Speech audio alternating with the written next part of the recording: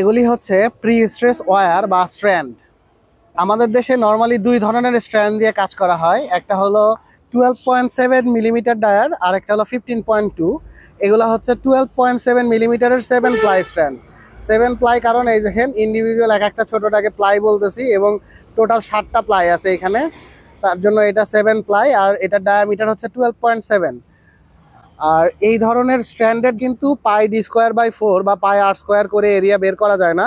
7টা প্লাইয়ের area আলাদা আলাদা যোগ করে যেটা হয় সেটা হচ্ছে এটার এই ওয়্যারের এরিয়া আর কি।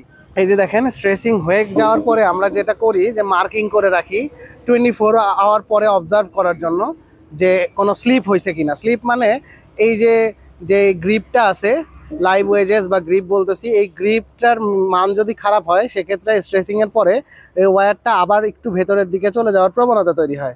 এটা আমরা মেজার করার জন্য এই যে মার্কিং করি, মার্কিং করে পরবর্তীতে 24 আওয়ার পরে চেক করি।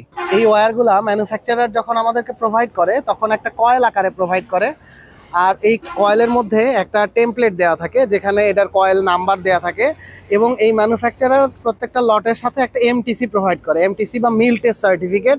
সেই মিল টেস্ট সার্টিফিকেটে এই ওয়্যারের টেকনিক্যাল ইনফরমেশনগুলো দেওয়া থাকে।